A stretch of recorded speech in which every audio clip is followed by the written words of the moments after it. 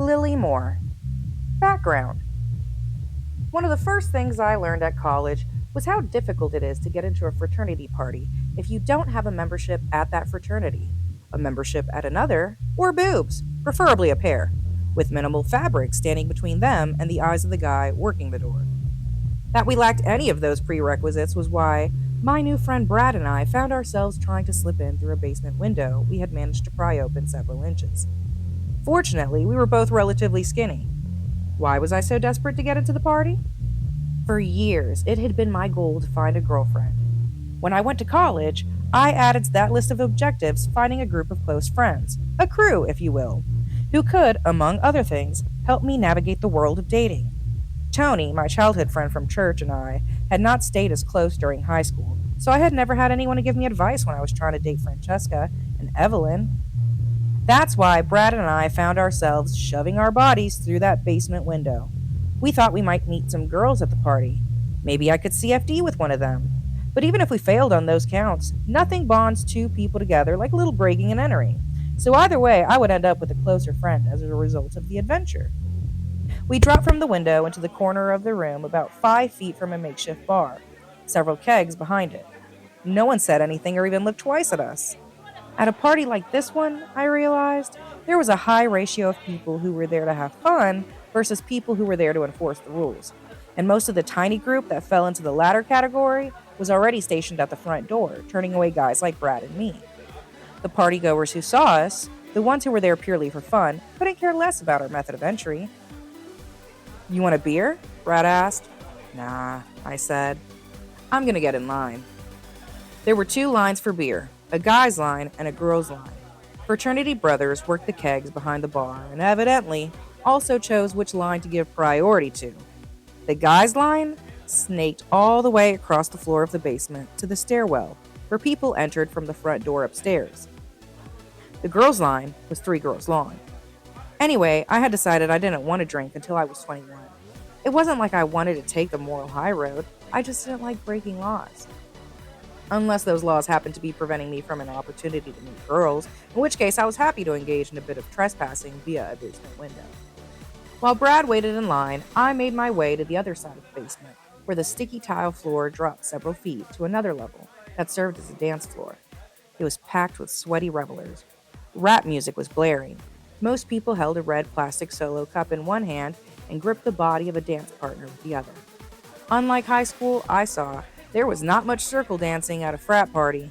Grinding was rampant. Virtually everyone was paired off. The guys who didn't have a girl to dance with prowled the open floor on the higher level, watching for a girl who didn't have a guy on her already. I spotted a smile and a wave that seemed to be directed at me. I waved back. It was Paulette, another freshman. I'd hung out with her a few times. Not like we should hang out sometime, hanging out, just with a group or whatever. She motioned me over to where she was dancing with her friends. In contrast to the semi-intoxicated bros prowling the perimeter, I didn't want to accost a girl I had never met with a proposition to dance. So Paulette was an ideal candidate for CFDing. After all, she was probably here in search of a dance partner, right? Maybe even a boyfriend. I mean, why else would you come to a frat party? Plus, I wasn't going to grind on her. I would just put my hands on her hips, and then we could sway back and forth together. It would be fun. Good old-fashioned CFD. Maybe that's why she had motioned me to come over in the first place. She wanted to dance with a boy she knew. A boy like me. It took me a full 20 minutes to work up the courage. I would tell myself, at the end of this song. No, at the end of this song. And so forth. Finally, I just did it, like tearing off a band-aid. All at once, I took a step forward on my fake leg, so I was only a few inches away from her, placing my hands on her waist and trying to smile a friendly rather than nervous smile. She immediately snapped back, pushing my hands away like she was ripping off a pair of pants she had just discovered to be infested with spiders. "Sorry," she said, slowing down a little as if she was worried she had overreacted. "I just don't want to dance like that." The way she had instantly shoved my hands, as if they were too grotesque to allow near her body, as if they were infected with some contagious disease, was more personal and painful than the worst-case scenario I could have imagined. I was so shocked that for a moment I dropped my mask of confidence. The hurt was written on my face. All that time I had wasted building up my nerve. That entire internal monologue pep talk had been for nothing. In fact, worse than for nothing, it had led me to rejection, a violent physical rejection. Getting rejected by a girl you're trying to dance with is different from getting rejected by one you asked out on a date. Not necessarily worse or better, just different. When a girl says no to a date, you presume there was some logic behind her decision. She made an evaluation of you in her mind, summing up your traits, her attraction to you, your past history, your 5 year plan, the make and model of your car, etc. And then she gave you her answer. No. But when a girl rejects your advance on the dance floor, it is something deeper, more instinctive, more visceral. She is at a fundamental gut level not attracted to you. In fact, she is in some way repelled by you, by your smell, by your presence, by the feeling of your body touching hers. Her rejection of you is precognitive, a pure animal reflex. The dance floor rejection has a stronger physical charge than your body is not enough. I don't want it near mine. And this charge is amplified, I think, if you happen to be an amputee because it throws a spark on the kindling of insecurity you were already harboring concerning the shape of your body. At any rate, I would not, dance in the presence of Paulette and her friends after that rejection. I was angry and hurt and humiliated. I waved a wordless goodnight and turned to go find Brad. Paulette grabbed my arm.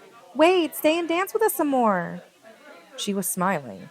I couldn't tell if she was trying to make up for the way she had made me feel or if she was just completely oblivious to it. I offered no explanation. That I was walking away commuted everything I had to say. I found Brad. I'm leaving. Now? I nodded tersely. You want me to come with you? If you want. He looked around, surveying the room, and then back at me. All right, hold on. He downed his beer in a single gulp, tossing the cup into a nearby trash can, and we left out the front door.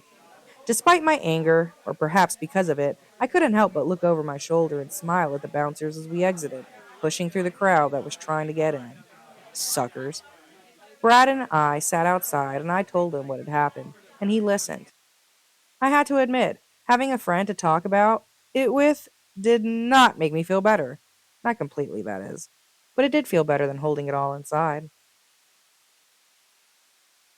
As you may be aware, most formal dating relationships in college, in the rare cases that they actually exist, start with hooking up. If a couple hooks up enough times and they find themselves waking up beside each other with frequency, and here's the major turning point, going to the dining hall for breakfast together, they may be headed toward an actual boyfriend girlfriend type relationship. But as I said, it's rare for couples to pair off in this formal way on a college campus. So what you get instead are what I call ambiguous college relationships. In an ACR, sometimes you get drunk and make out, then don't talk for a couple of days, then have coffee together, then don't talk for a while, then get drunk and make out again, then wonder if you may in fact be dating this person now, or whether it is merely a friends with benefits situation. I lump all these relationships under the umbrella of emotional confusion that is the ACR. Anyway, since I didn't drink or, for that matter, hook up, I still had not even kissed a girl. I was a little old fashioned in that I was actually trying to go on, dates. The difficult thing about asking a girl on a date at college is that it's rare to be in a one on one conversation with her. You're always in a group, a table at the cafeteria, a circle standing around after class, a mass of nude streakers. My point is, it's tough to ask a girl out, or even to say, we should hang out sometime, because there are other ears listening. Not only might she reject you, she might reject you in front of an audience. It took several months past forever to spot such a perfect moment with Lilly, this girl I'd met at a Christian event on campus. She was cute, and she never asked me how I lost my leg, which I took as a sign my disability wasn't important to her. Finally, one night, we were both in the Pizza Hut in the University Center, and I saw her get up from her table to go to the bathroom. I got up from my own table and followed her. No perverts, I wasn't following her to the bathroom. I was just trying to make sure the vector of her movement and the vector of mine had an intersection at the end of the aisle. Fortunately, I'm pretty good with vectors. Oh, hey, what's up, Lily? I said, as if to say, I'm so pleasantly surprised to see you here at Pizza Hut. And furthermore, that our vectors happen to intersect at the end of this aisle. She smiled. Josh, hi! What are you up to? Just eating some za. Excuse me? Za, it's an abbreviation for pizza. Oh, okay. She chuckled at her abbreviation. My Biffle, my BFFL, best friend for life, Sadie Bickley. See her over there waving? Hi, Biffle! We like to make abbreviations for everything. Saves a lot of time. Life is short, I guess. So true. Might as well use every syllable to the fullest. She nodded. Again, so true. What are you up to tonight? Meeting up with some friends later. You? Same these. Now, see, there it seemed like you added a syllable. But samesies is so much more fun to say. Think how much time you've wasted saying that extra syllable twice in the last 10 seconds. Geez, I guess you're right. Those are seconds I'm never going to get back. Good thing we had this talk. She added, mock serious. Good thing. Anyway, great to see you, I said, swinging my hand out sideways to wind up for a slap speed handshake. You too. She smiled as our hands collided and pulled back, the fingertips locking like yin and yang. She took a step away, but I didn't let go of her hand, as if I had just remembered something I wanted to tell her. Hey, we should hang out sometime. Totes. I'm not gonna lie, it all felt pretty smooth. But I took the smoothness down a few notches by adding, What's your last name? I'll look you up in the student directory and drop you an email. Brad set his fork down on his cafeteria tray. He was skeptical. Lilly? The girl who was at Pizza Hut? Yeah, dude, she has this, I don't know, this X factor. Like this spark or vivaciousness. Vivaciousness, huh? Yeah, I smiled. And she would hate that word. She likes a brief. Never mind. You just have to meet her. I'm not sure you guys would look right together. How so? Think about it. She dresses like a model for J. Crew, like she owns the boat. You dress like you are the crew, like you work on a boat. Very funny. I prefer to say that I dress like a model for Goodwill, thank you very much. Well, let me know how it goes. I will. How are things with Avery? Avery was the girl with whom Brad was in an ACR.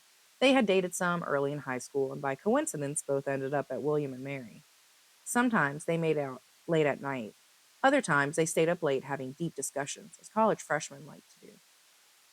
Complicated. They always are. I was waiting for Lily at the coffee shop wearing khaki shorts that I had made by cutting off a pair of normal khaki pants, paired with a vintage t shirt from a city council campaign that took place in the early 90s. I had been using my artificial leg less and less. The campus was just too big to walk on it. Crutches were easier, so that's how I was rolling today, crutches and one leg. Lily arrived, also wearing khakis, in her case, a fitted khaki skirt and a light blue button up cardigan. It was probably cashmere, and I wished I could touch it. To find out for sure. Hey, she said. Hi. We hugged. She ordered coffee, and I got an Italian soda flavored with raspberry syrup. As we sat down, I couldn't help but notice the way her curves pushed against her well tailored J. Crew ensemble. In church, when I was growing up, we were always taught that you couldn't help noticing a girl's body. If your gaze lingers, however, that's when the noticing has turned into the sin of lust. So whenever you notice a girl's body, you're supposed to bounce your eyes and look at something else. The only thing I noticed was that my eyes kept bouncing back. We started talking, diving into a 3-hour conversation of topics both deep and meaningful, the sort of discussion you hear a lot of on a college campus. Our coffee dates became a weekly event for the next month and a half. My instinct said things were going well, which I should have taken as a sign that they weren't. It was always tough to tear my friend Kyle away from his studying, to do things other people would consider important, like, for example, eating. But tonight, we'd successfully extracted him from his books, and he, Brad, and I were sitting in the cafeteria, ingesting calories and swapping stories about high school relationships. I told them a little about Francesca and Evelyn. So, what did they say? Kyle asked. When? I replied. When you told them you liked them. I laughed. Yeah, right. I would never tell them I like them. You know how much risk of rejection that is? Dude, said Kyle, brushing blonde curls off his forehead. You're telling me you've never had a DTR? A DT what?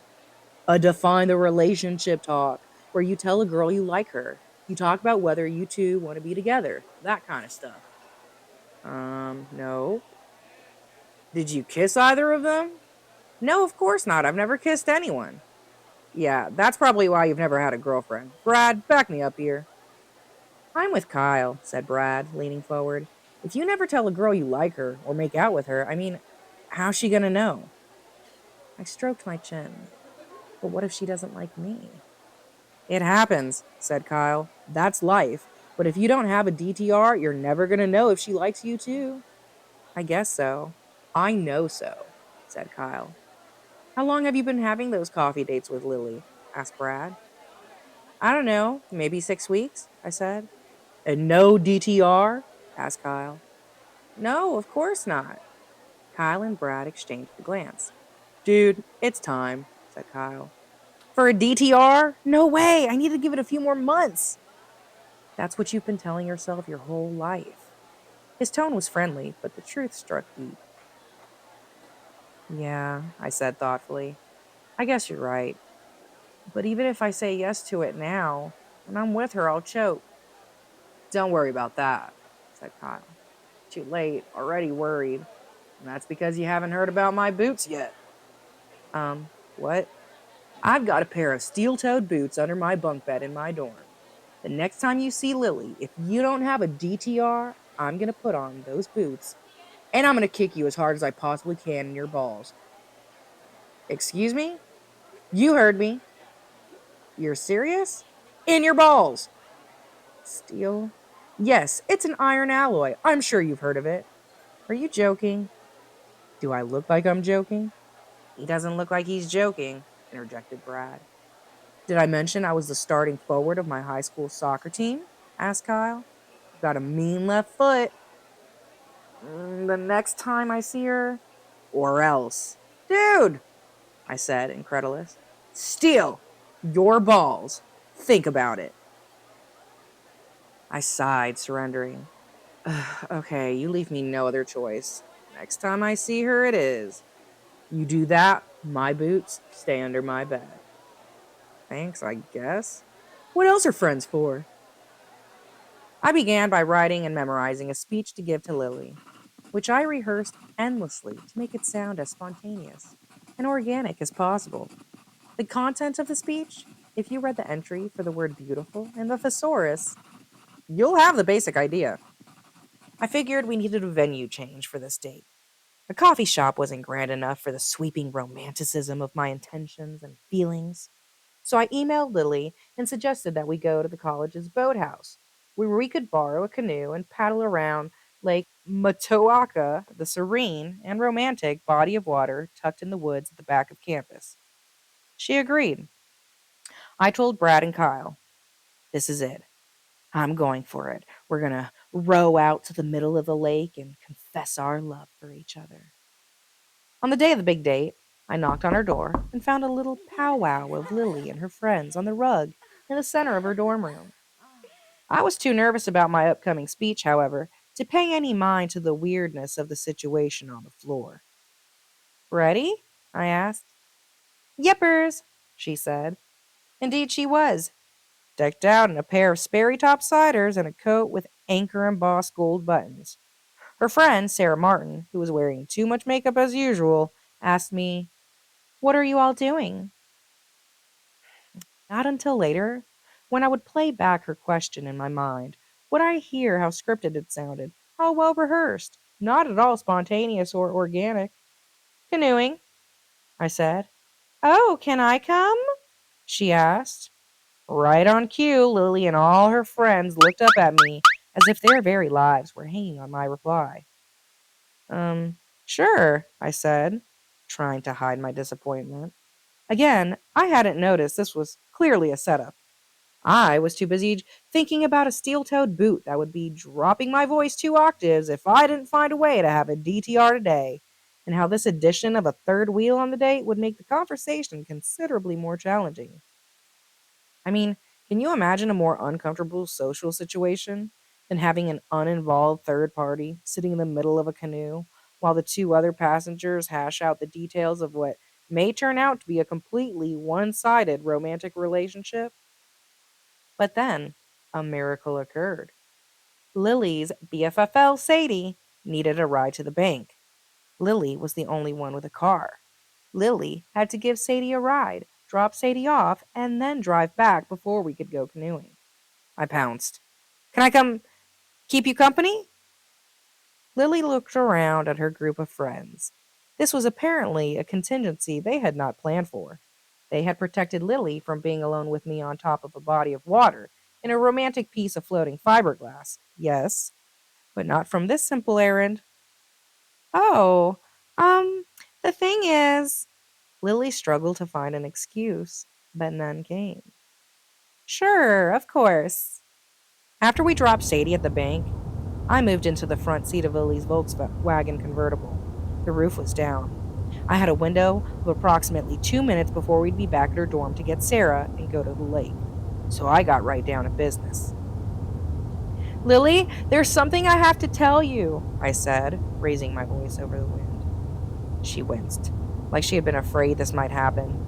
Undeterred, I spoke quickly, accelerating my words to be sure I finished my speech before we reached her dorm. As I spoke, I noticed that she was also accelerating her car. Lily, I think you're incredibly beautiful, funny, smart, interesting, clever, pretty, stylish. Josh, no, she whimpered. Let me finish. I had worked long and hard on these lines, and I wasn't about to end my performance prematurely. Where was I? Stylish? Yeah, stylish, cool, fun, kind, charming, gorgeous. Based on her response so far, I knew this conversation was nosediving, in complete freefall. Mayday! Mayday! But Kyle and Brad had raised a good point. With Francesca and Evelyn, I could only look back and wonder, what if? I would only ever have a chance with Lily if I took the plunge and told her I liked her. Cute, punctual, creative, intelligent, fashionable. And in my mind, that meant dropping this adjective bomb. I guess I believed that the more my speech sounded like an actual thesaurus entry, the more romantic it was. As if the number of adjectives a person uses to describe his affection is directly proportional to the chance it will be reciprocated. And that's why I can't stop thinking about you all day, every single day. Since she didn't seem eager to turn her head and kiss me or anything, the speech ended in a whimper. And I just wanted you to know that. Oh, Josh, she said. Her tone sounded like I had just told her I was facing a life threatening illness. I was silent. The fact is, I have a crush on Sam Dane. Sam Dane? Sam Dane? That stung. I knew she had liked him during the fall semester, and they had dated a little, but I had heard through the rumor mill that he wasn't much interested in her, he being both hilarious and a member of the football team, and therefore having his pick of the girls on campus, and she had since moved on. That last part, at least, turned out to not be true. Bummer, I said. By this time, we were parking in front of her dorm. Sarah was standing outside, waiting for our boat outing. You still want to go canoeing? Lily asked. I'm sure she expected me to say no. I mean, who in his right mind would want to keep hanging out after that? But partly out of a misguided need to demonstrate that her rejection had little effect on me, and partly because I knew how uncomfortable it would be for her to sit in a canoe with me now, and I wanted her to suffer through every bit of awkwardness possible as punishment for not liking me back. I said yes, I would very much like to still go canoeing. As it turned out, the only person I was punishing was myself. The canoes were two-person, so I ended up with a kayak while Lily and Sarah shared the canoe. They were terrible paddlers, mostly spinning in circles and repeatedly colliding with the shoreline, so I just drifted behind in my kayak, always staying within earshot so as to delay the flood of gossip Lily was no doubt eager to unleash. As long as they knew I was listening, my humiliation would remain a secret. You can't talk about someone behind his back when he's literally, right behind your back or your boat, as the case may be. I plopped my tray of food down and laid my crutches on the floor underneath the table. Kyle and Brad were already seated, eating. Kyle had a pile of textbooks in front of him. They looked up at me, eyebrows raised. I gave them one word: disastrous. They gave each other a look. What? I asked. They looked at the floor. What? I demanded. That's kind of what we expected, confessed Kyle. You expected this? Well, we knew she didn't like you, he said. I held up my hand in a stop sign. Hold up. You knew? That's an exaggeration, said Brad. I mean, well, we thought based on how you described your conversations that she'd put you in the friend zone. I threw my hands in the air. These were supposed to be my friends, my two best friends, and they had betrayed me, sent me right into the lion's den to get devoured. Are you kidding me? Whoa, hear me out, said Brad. I folded my arms. Fine, I'm listening. We didn't know for sure. I mean, maybe she did like you. We didn't know. We just guessed that she didn't like me and you would screw me over, I interrupted. Look, Josh, said Kyle. You're what, 18 years old, and you've never told a girl you liked her. You've never had a DTR. That much was true. I stayed silent. You needed to try it. You needed to tell a girl how you felt about her. And if she doesn't like you, so what? So what? I said. So what? It's horrible. I feel like she tore out my heart and threw it on the ground. Kyle held up a finger. You feel like that, yes. And we've all been there and we all know how much it sucks. But here's the thing: she didn't literally tear out your heart, it's actually still beating inside your chest. Thanks for the helpful diagnosis, Dr. Premed, I intoned sarcastically. No, what I mean is you're still alive. You got rejected and you survived. Sure, it hurts, and it's not something you'd want to do every day, but now you know you can live through it. And the next time a girl comes along, maybe it won't be quite as terrifying to tell her you like her. I pursed my lips. I hated to admit it, but they were right. I had been rejected, and it sucked, but I had survived, and none of it would have happened in the first place if it weren't for these friends. I was grateful. I would never admit it out loud, of course, but I did appreciate what they had done, how they had helped me. They had pushed me out of the nest. I didn't fly exactly. I basically fell straight down and smacked into the ground. But at least I was out of that nest. Unfortunately, I was not quite finished humiliating myself with Lilly. As I've ex- as I've explained, when it comes to girls, often the best strategy is to take whatever I think I should do and then do the opposite. Following my own instincts, I found, generally leads to disaster, and Lily was no exception. I didn't get a cell phone until after freshman year of college. I was like one of the last people in my generation to get one, so I was a little behind the learning curve. I did not know, for example, that caller ID was a standard feature on all cell phones, and this created problems. I had Lily's number from when we used to go on coffee dates.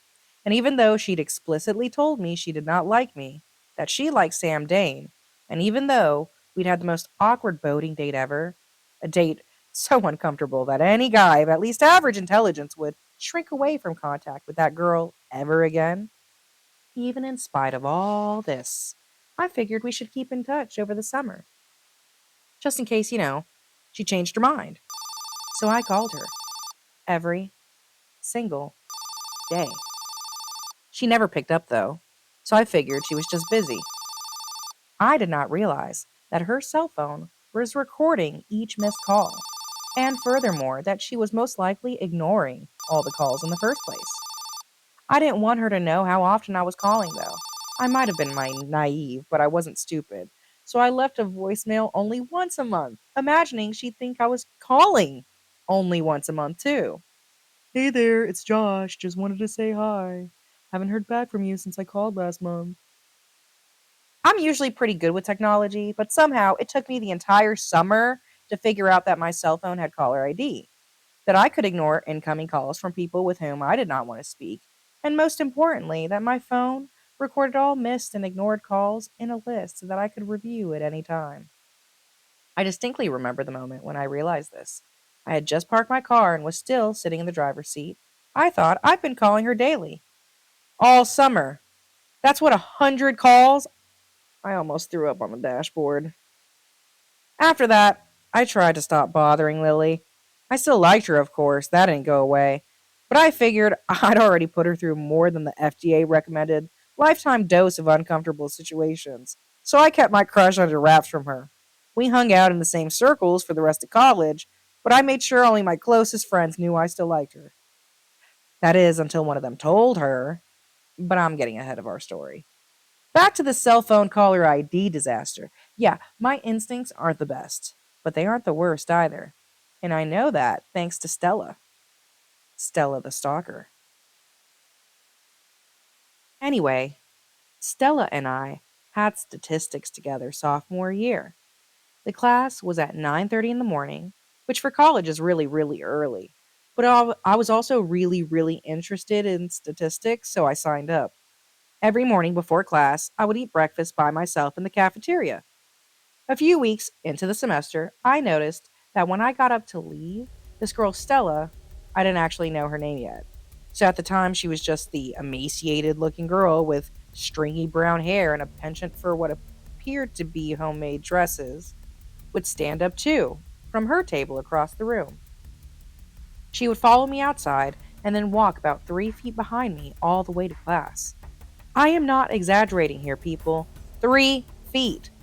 Silently. Never said a word. Just followed right behind me for the 10-minute walk from the cafeteria to the math building. After a few weeks of this, I couldn't stand it any longer.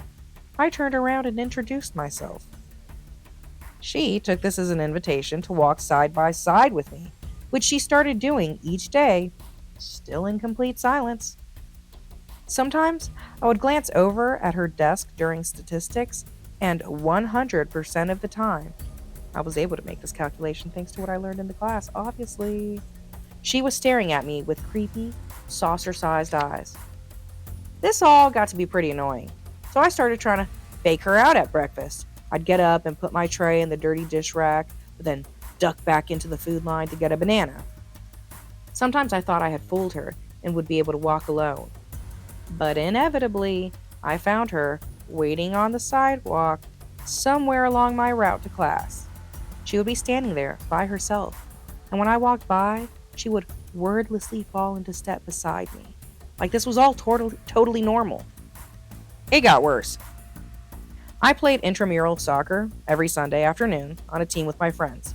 I played on my crutches. I wasn't really good or anything, but I did all right.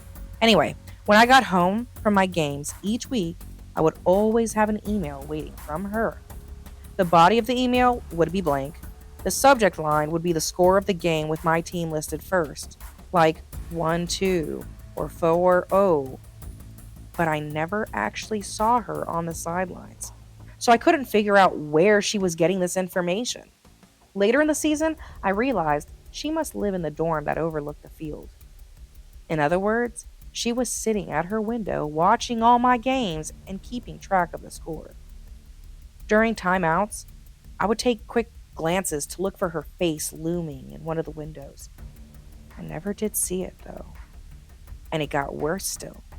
She learned my class schedule and combined it with her walking routes so that in between my classes, we would pass each other on the sidewalks. She figured out my weekend interest, and I began spotting her sitting alone in the theater when I went with my friends to watch a movie or comedian on campus. This was when I started worrying she might be watching me sleep or something, and when I decided it all had to stop. I had become so aware of her movements that I was basically reverse stalking her. Like, I knew that every Wednesday at 1 o'clock, she would be in the lobby of the campus center, sitting on the couch pretending to read while she actually watched the front doors, waiting for me to walk by. So that Wednesday, I walked right up to her in the lobby of the campus center. "We need to talk," I said. From my tone, I thought it was pretty clear that the exchange wasn't going to turn out real well for her, but she just smiled shyly like this was the moment she'd been dreaming of for many months.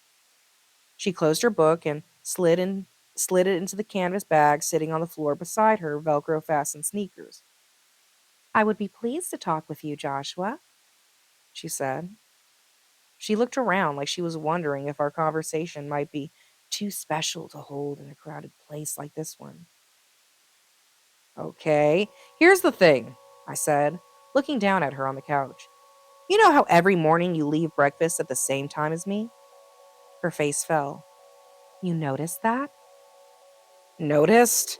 Of course, how could I not? Of course I noticed. You walk beside me every single day. I meant how we finish eating at the same time. I was hoping you would just think it was coincidence. Um, no, didn't think it was a coincidence. I also noticed how you know my class schedule and follow me around between classes. She didn't attempt to deny it. Instead, she tried to distract me with flattery. I find pleasure in being with you. You are different from other men. It was strange. I'd spent my whole life trying to become a man, but when she actually used that word, it made me shiver with discomfort. That kind of thing is not normal, I said. But if I didn't follow you around, how would I get to see you? She asked. She looked genuinely confused, like everything so far had been part of the early stages of a normal relationship, and the only problem here was my not being comfortable with her entirely reasonable actions. I decided two things in that moment. Number one, she needed a wake up call. Number two, I would be her alarm clock. Okay, check it out. There are three types of social encounters, I began. Number one, a planned encounter. That's like when you meet someone for lunch or coffee at a set time and place. Number two, a random encounter. That's like when you just happen to walk by someone on the way to class. With me so far? She nodded. The third type is a planned encounter disguised to look like a random encounter. That's like when you stand in the grass and wait so you can wave at me when I walk by on my way to English Lit. She was quiet for a while as she considered this.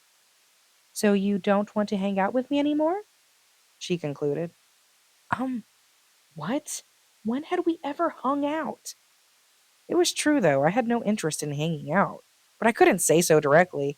After all, I had experienced my fair share of rejection. I knew how it felt to be in her shoes.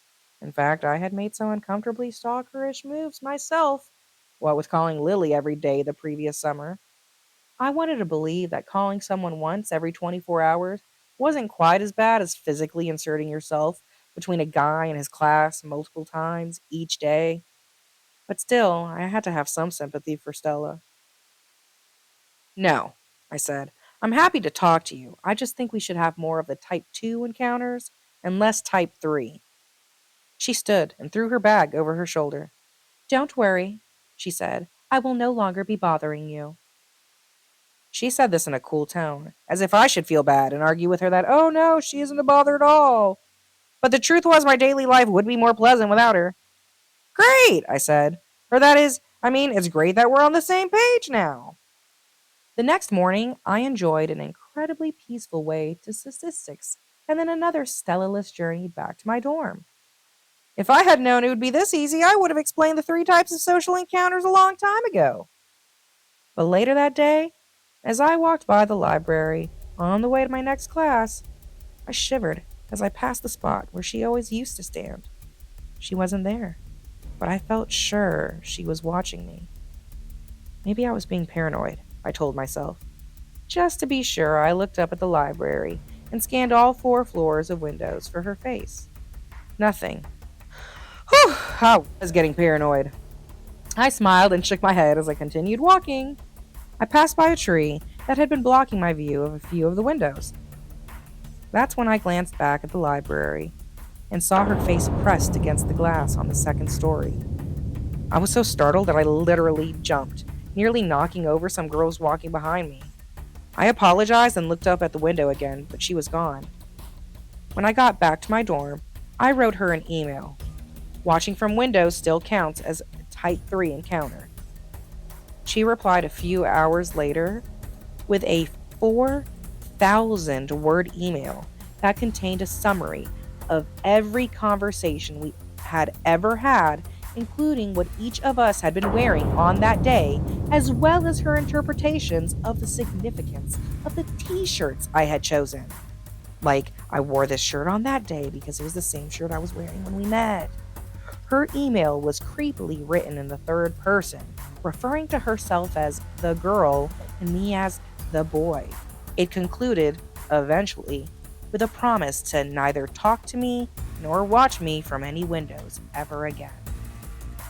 And Stella was true to her word.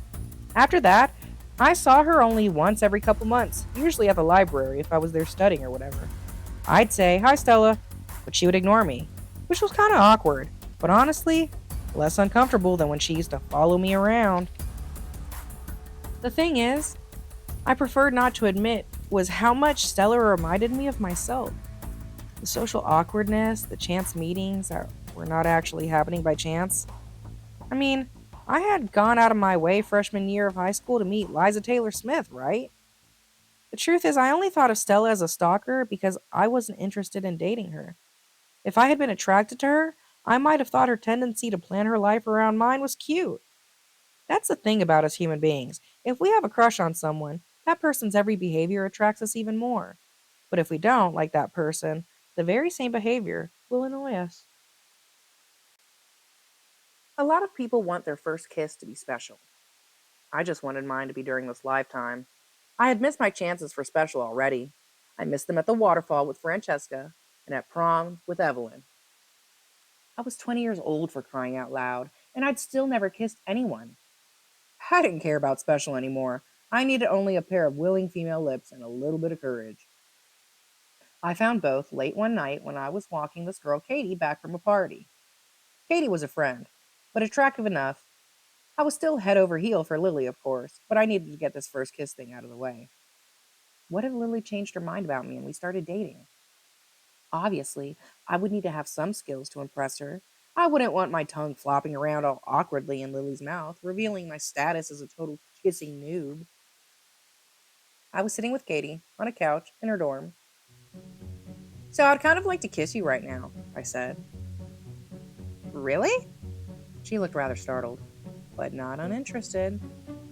"Yeah," I confirmed. "Maybe you should give it a try. The thing is," I glanced at the wall, "I kind of like this other girl." She drew back, her tone going cold. "So why would you want to kiss me?" "Well, I mean, I like you too. Not quite the way I like her, but that is, I'm definitely attracted to you. Yeah, you're really pretty." She inclined her head. "Go on." "I've always had a little thing for you, and it just feels right." She raised her eyebrows. "So?" I asked. "So what? Do you think we should kiss?" "Let's give it a shot and find out." I frowned. "Yeah, about that. So, I've never kissed anyone before?" "Never?" "No." "Wow. What?" "It's just that. How old are you?" 20. "Hmm. So, does that mean yes?" And on it went like this for, I'm not kidding you, over 30 minutes. Back and forth discussion about whether we should kiss, what implications it might have for our friendship, what our respective friend groups would think about it, whether as a Christian I was allowed to kiss her as an atheist, etc. It was all very scientific and analytical, just the way I like it. But kisses are not supposed to be scientific or analytical. In fact, the longer you examine a kiss under a microscope, the smaller becomes its magic. "So, when are you going to make a move on me?" she asked. "Like I've been telling you, I really don't know how.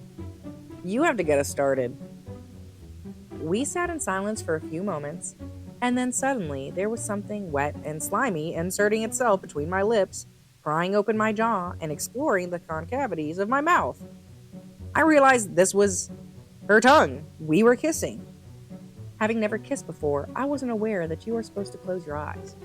Big mistake. Her face was 1 inch from mine, and at that distance, I could see every pore, every eyebrow follicle, every wrinkle of melanin hued epidermis. I shut my eyes in horror. I'm not sure if this is allowed, she said, grabbing my hand and placing it firmly over her breast. For a moment, I was too shocked to respond.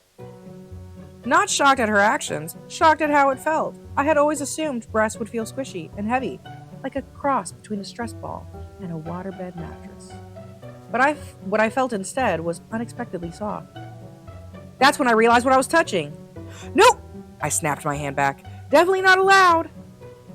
We got back to making out, and by the time I made it home, the sky was beginning to turn light. It turned out to be my first and only kiss in college. I didn't do much dating there either because, as I said, I still liked Lily, but I tried to keep it a secret.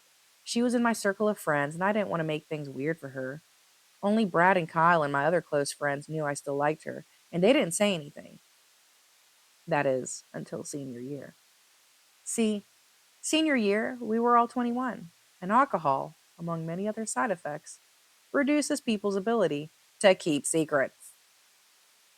One Friday night, my guy friends and I were coming out of a bar. I should specify that this was not a cool bar by any means, but rather the karaoke night at a bar on the first floor of a hotel near campus.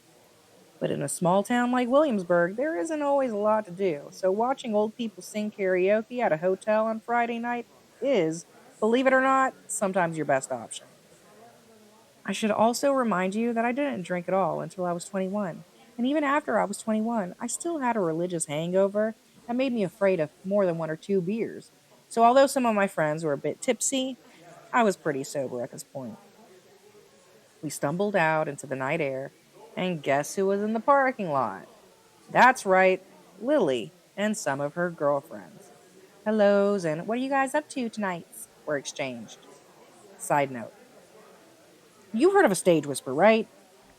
The term comes from live theater, like a play or whatever, when one actor pulls another aside and whispers to him loudly enough that the audience can hear it. The audience is meant to believe that even though the whisper had enough volume to fill up the auditorium, the other characters on stage could not hear it. It was a private conversation between the two characters who are, quote unquote, whispering to each other. Drunk people are prone to accidental stage whispers, inadvertently underestimating the volume of their whispering. Upon seeing Lily in the parking lot, my friend Ben, who had apparently thrown back quite a few drinks while watching the karaoke, stage whispered to me in a voice that was clearly audible to everyone in the parking lot and probably everyone back inside the bar, too. Dude, it's your girl! Just in case it was not 100% clear whom he was talking about, he pointed his finger at Lily, too, while taping his other hand on my shoulder. I turned to Ben and whispered in his ear, an actual whisper, not a stage one. Shut up, dude, she can hear you. Drunk though he was, he could hear the urgency in my voice, and he shut up. I relaxed a little. It was over, or so I thought. A week later, I was hanging out at Lily and Sadie's apartment. It was late at night, and there were just four of us there: Lily, Sadie, Brad, my roommate of 3 years, and I. We were sitting on the couches in their living room, and then, out of nowhere, Lily dropped the bomb. What was your friend Ben saying the other night? She asked me. I was pretty sure I knew what she was talking about, but I hoped, I really hoped, that I did not. So I played dumb. What night? I asked, putting a puzzled expression on my face. You know, the other night. No. Sadie and Brad were silent as they watched this exchange play out. You know, in the parking lot, said Lily, as you guys were leaving karaoke. She had me cornered. So I tried to acknowledge the night without having to answer her question. Oh, right. That was a fun night. What did you all end up doing? But Lily was undeterred by my attempt to change the subject. She pressed forward. So, what did he say to you? I was trapped. She was obviously not going to let me off without answering her question. But I couldn't tell her the truth. I couldn't tell her that he'd said, dude, it's your girl, because doing so would force me to reveal that I'd still had a crush on her all these years. But I couldn't lie. Could I? I'm not a big fan of lying. For one thing, I'm not really good at it. I don't exactly know how to lie. And I am always afraid that I'll forget which lie I told to which person and get caught later when my stories didn't match up. But this was an impossible dilemma. So I did the unthinkable. I lied. Oh yeah, I stammered. He he was saying he was saying how he had forgotten his driver's license and he had to go back to the dorm and get it so they would let him into the bar. See, told you I was a bad liar. It was like the worst lie ever. Ben had clearly said, "Dude, it's your girl," and everyone knew it. I could have at least come up with a lie that sounded like a similar phrase. For example, I could have told her that he had said, "Hats off to the Duke of Earl." Nonsensical, but similar.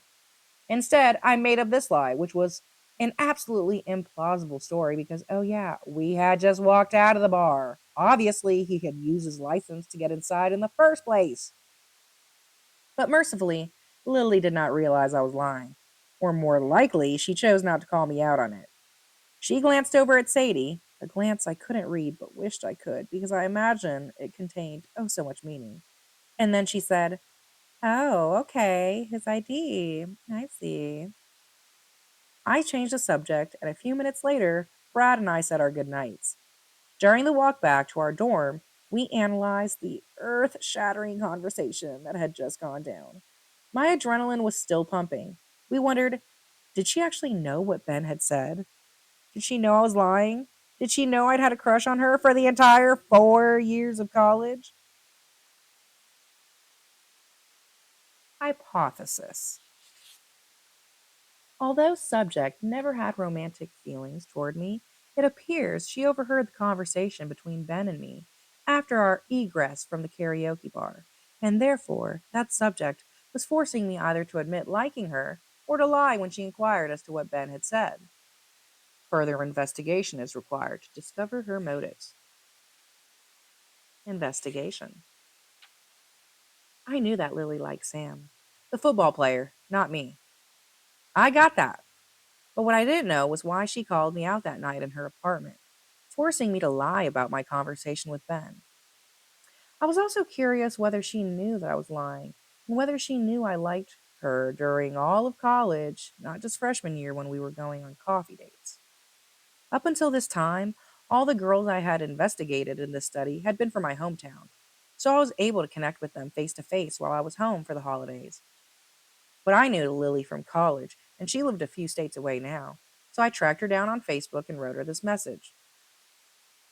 To Lily from Josh. Lily, what's up? Hope you are well. So I am doing this life project thingy to seek closure and forgiveness. Whoa, is it me or did this message just get weird? Okay, so one night senior year at W&M, we were all standing outside the hospitality house. My friend Ben, who was sort of drunk, pointed at you and whispered very loudly to me, "Dude, it's your girl." And I was like, "Shut up, she can hear you."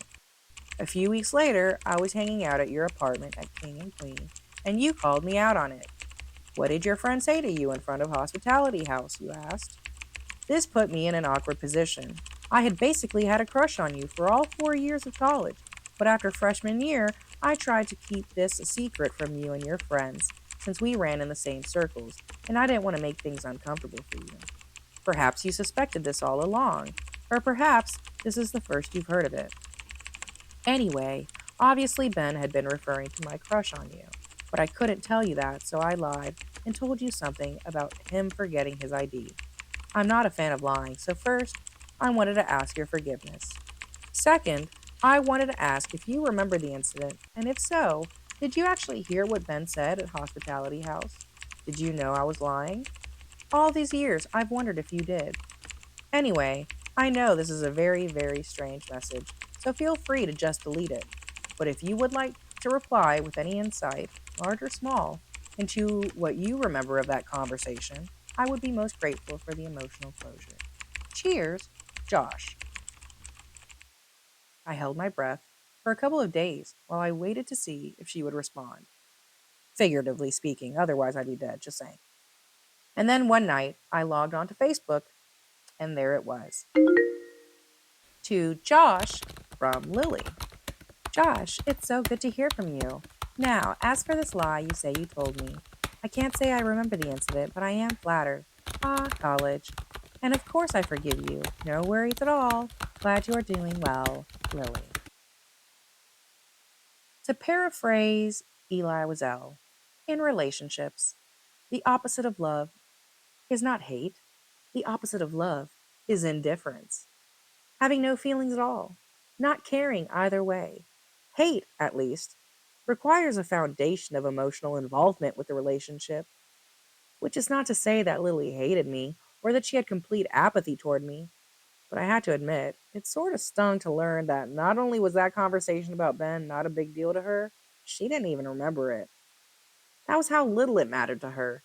It was for me this big watershed moment in my life, a defining conversation in Lily's, and my admittedly one sided, relationship. But for her, it did not make even enough of an impression that the memory was worth saving. But I knew I shouldn't be surprised. She liked the other guy, not me. And though her reply on Facebook wasn't the insightful answer I was hoping for, she did give me an answer. That's the thing about life. Just because we don't get the answers we're hoping for doesn't mean they aren't answers nonetheless.